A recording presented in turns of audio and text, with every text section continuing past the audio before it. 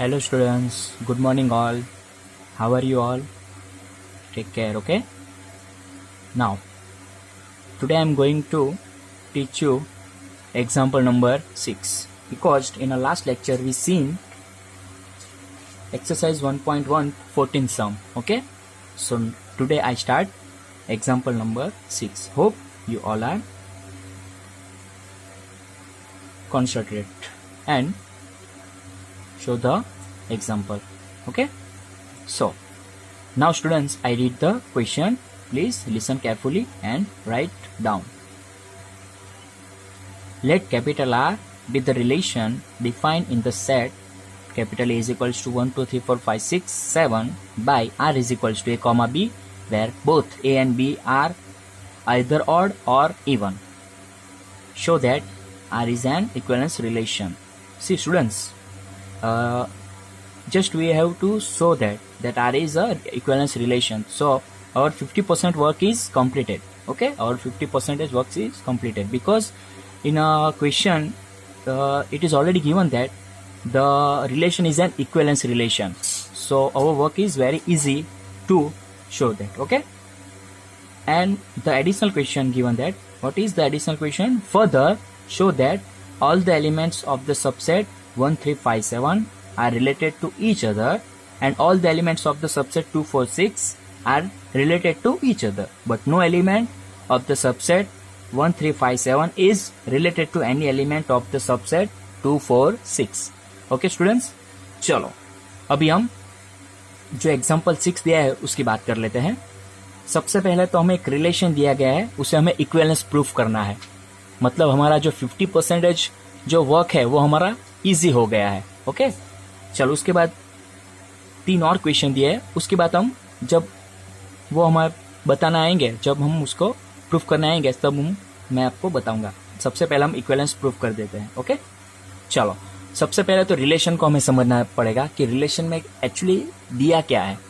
Students, relation में क्या दिया है, जो ए और बी दो एलिमेंट्स है वो दोनों के दोनों आइदर ऑड है और इवन है. इसका मतलब कि ए और बी जो दोनों प्लेस है उस दोनों के प्लेस पर आइदर ऑड नंबर. इसका मतलब क्या है, जो भी ऑड नंबर्स है, मतलब सपोज ए के प्लेस पर है, जो ए है प्लेस, उसके स्थान पर अभी में 1 होगा तो बी के स्थान पर कौन से आएंगे, तो 1 आएंगे, 3 आएंगे, 5 आएंगे और 7 आएंगे. इसी तरह इधर ए के स्थान पर 3 होगा तो उसी तरह बी के स्थान पर भी ऑड नंबर ही होंगे. और दिया है, और इसका मतलब ए के स्थान पर जो इवन नंबर होगा तो बी के स्थान पर भी इवन नंबर ही होगा.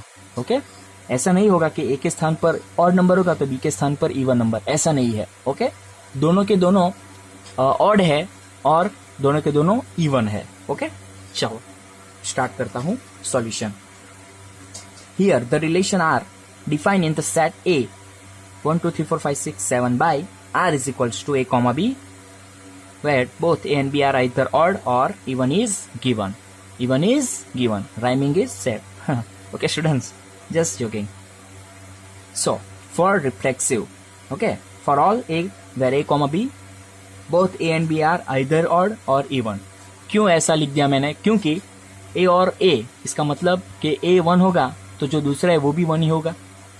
मतलब ऑड की बात कर रहा हूँ. a 3 होगा तो दूसरा a भी 3 ही होगा. 5 होगा तो 5, 7 होगा तो 7. इसका मतलब कि ऑड के सारे पैर तो आ गए और साथ में इवन भी दिया है. इसका मतलब 2 होगा तो 2 भी आएगा, मतलब 2,2 आएगा, 4,4 आएगा और 6,6. इसका मतलब जो 7 एलिमेंट्स है सबके रिफ्लेक्स आएंगे. Therefore A, A belongs to R. Therefore R is reflexive relation. Okay.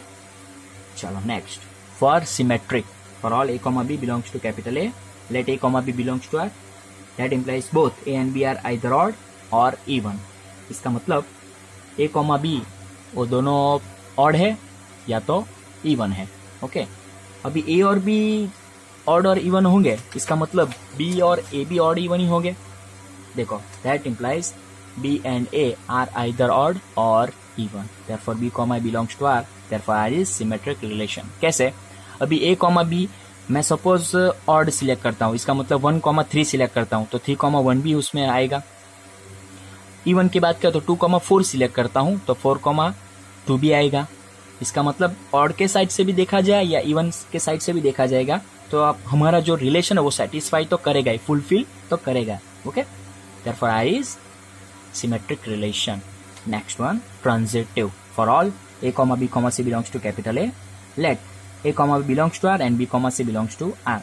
According to our relation, we may write what we may write. These two pairs meaning. What is the meaning of these two pairs? The first one is both A and B are either odd or even, and the second one, both B and C are either odd or even. That means we may write what we may write, both A and C, because A, B and C triangle, three members are given either odd or even. Okay, therefore both A and C are either odd or even.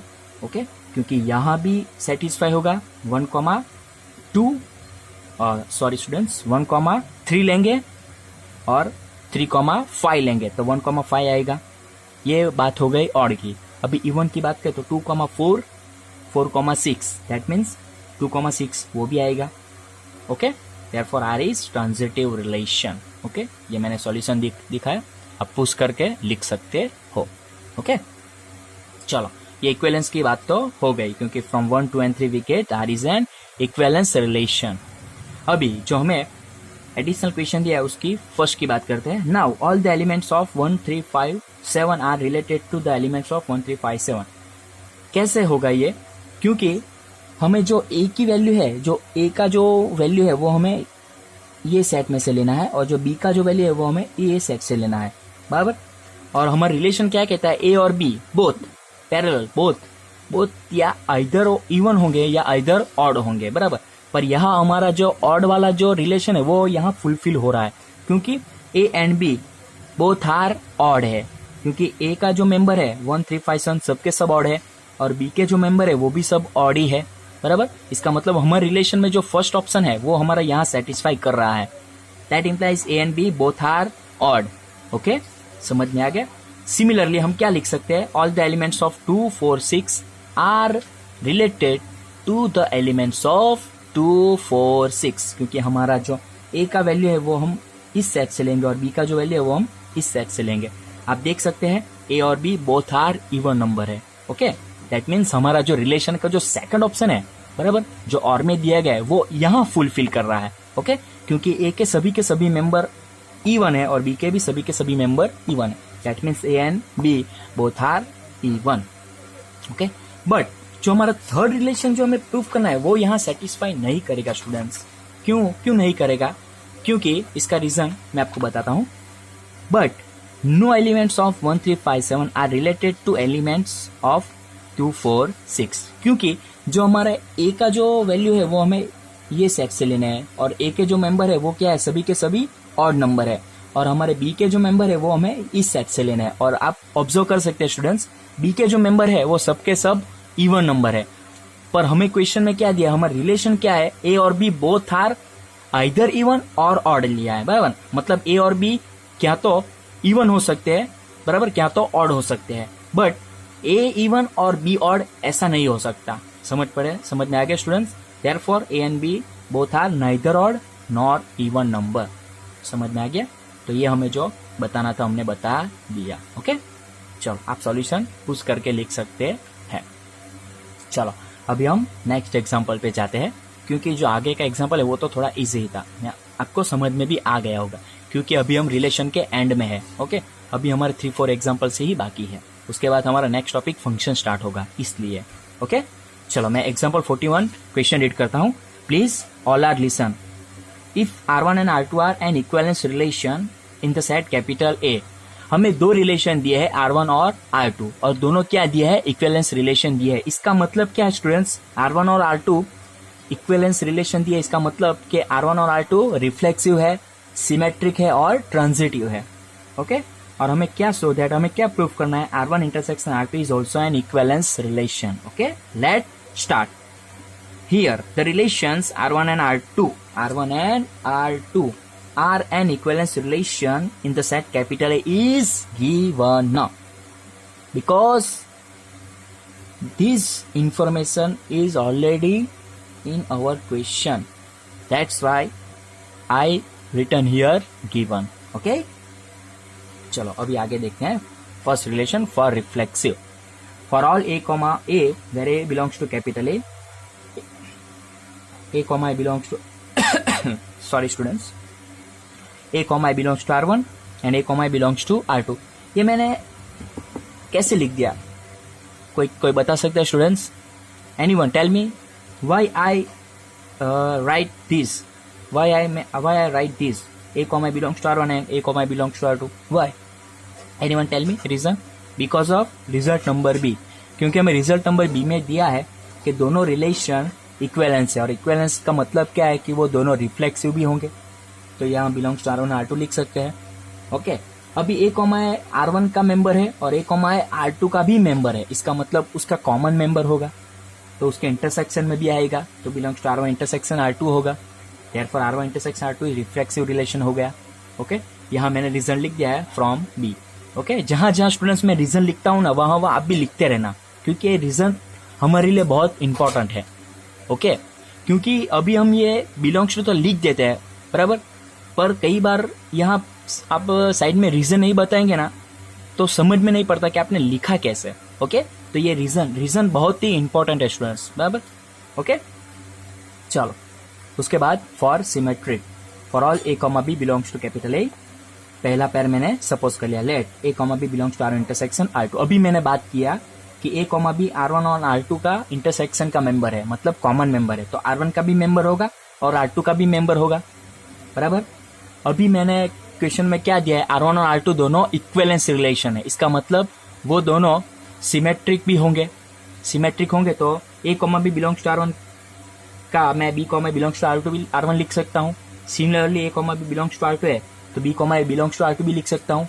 क्यों? From result b. Okay, इधर भी मैंने result b लिखा, from result b. Okay, अभी b comma a r1 का member है और b comma a r2 का मेंबर, इसका मतलब उसका कॉमन मेंबर हो गया, मतलब उसके इंटरसेक्शन में भी आएगा. ये मैंने ले लिया और ये मैंने बता दिया, मतलब प्रूफ कर दिया. इसका मतलब क्या होगा, r1 is a symmetric relation हो गया. समझ में आ गया? इसी तरह मैं ट्रांजिटिव भी प्रूफ कर सकता हूँ, देख लेते हैं कैसे. Okay, for all a comma b comma c belongs to capital A. Let a comma b belongs to r1 intersection r2 and b comma c belongs to r1 intersection r2. अभी इसका मतलब क्या हो गया, तो a कॉमा b जो है वो r1 का भी मेंबर है और r2 का भी मेंबर है, और b comma c belongs to r1 intersection r2 का मतलब b कॉमा c r1 का भी मेंबर है और r2 का भी मेंबर है, बराबर. इंटरसेक्शन इसलिए मैं यहाँ एंड लिखा है. ओके, एंड का मतलब कि जो कॉमन एलिमेंट है वो. अभी मैं क्या करता हूँ स्टूडेंट्स, जो r1 के जो मेंबर है वो मैं एक साइड कर देता हूँ और जो r2 के मेंबर है वो मैं एक साइड कर देता हूँ. इसका मतलब ये यहाँ से मैं निकाल के यहाँ सेकंड पे शिफ्ट कर देता हूँ, और जो सेकंड पे है उसको मैं थर्ड पे शिफ्ट कर देता हूँ. देख सकते हैं आप, देखो मैंने शिफ्ट कर दिया. ओके, इसको मैंने यहाँ रख दिया और इसको मैंने यहाँ रख दिया, देखो. ओके, अभी देखो r1 के एक साइड आ गए और r2 के एक साइड आ गए. ओके, अभी a comma b belongs to r1 and b comma c belongs to r1 है, इसका मतलब मैं a comma c belongs to r1 लिख सकता हूँ. क्यों students? Anyone tell me the reason why? Yes, because of result b. क्योंकि result b में ऐसा दिया है कि a जो r1 और r2 है वो दोनों इक्विवेलेंस रिलेशन है, और इक्विवेलेंस रिलेशन का मतलब वो ट्रांजिटिव भी रिलेशन होगा, बराबर. Similarly, a comma b belongs to r2 and b comma c belongs to r2. Therefore, a comma c belongs to r2. Okay. अभी आप देख सकते हैं कि a comma c r1 का मेंबर है और a comma c r2 का भी मेंबर है, इसका मतलब उसका कॉमन मेंबर हो गया, तो दोनों के इंटरसेक्शन में भी आएगा. Therefore, r is transitive relation. Okay. तो इस तरह हमारे तीन रिजल्ट आ गए. तो मैं क्या लिख सकता हूँ final answer? From 1, 2 and 3 we get r is an equivalence relation. Okay, तो ये मैंने सॉल्यूशन आपको बता रहा हूँ, दिखा रहा हूं, आप देख लीजिए और पुश करके लिख लीजिए. ओके, चलो अभी आगे बढ़ते हैं. एग्जाम्पल 42. क्या है हमारा question? Let capital R be the relation on the set capital A of order pairs of positive integers. मतलब हमारे जो कैपिटल A जो हमारा सेट है उसमें कैसे मेंबर दिए हैं? सभी के सभी पेयर्स है. पेयर्स मतलब के x, y होंगे, a कॉमा b होंगे, b कॉमा c होंगे, y कॉमा z होंगे, ऐसे कई पेयर दिए हैं. Okay, integers defined by xy is related to u comma v if and only if x v is equals to Y u, full stop. Show that R is an equivalence relation. यहाँ भी हमारा 50% काम easy हो गया। Why? Because of we have to only prove that the relation is an equivalence relation. Okay, चलो तो start करते हैं solution. Here the relation capital R defined on the set capital A of ordered pairs of positive integers by x, y is related to u, v if and only if x3 is equal to yu। इसका मैं symbolically क्या लिख सकता हूँ students? ये हमारा that means x, y is related to u, v, that double implies, इसका मतलब क्या है? Double implication. और डबल इम्प्लीकेशन का मतलब क्या है स्टूडेंट्स? जो दोनों साइड से ट्रू हो, दोनों साइड से। क्योंकि हमें जो ये रिजल्ट दिया है इसके पर से हम यहाँ भी जा सकते हैं और ये रिजल्ट से हम यहाँ भी आ सकते हैं, बराबर।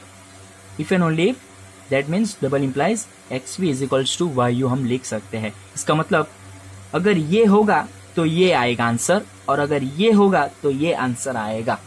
ओके, समझ में आ गया? तो ये हमें रिलेशन दिया है, तो अभी हम प्रूफ करते हैं तीनों के तीनों रिजल्ट्स। ओके, चलो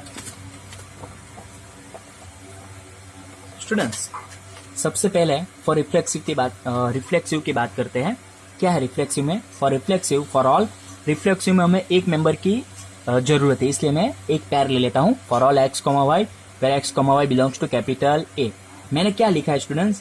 तो कि x, y is equal to y, x लिया है। दोनों इक्वल आएंगे, क्योंकि x की जगह पे सपोज मैं 1 लेता हूँ, y की जगह पे मैं 2 लेता हूँ, तो y की जगह पे 2 और x की जगह पे 1, मतलब आंसर 2 is equal to 2 ही आएगा। समझ में आ गया? अभी हमारा जो रिलेशन है वो क्या है? तो x, y is related to a, b।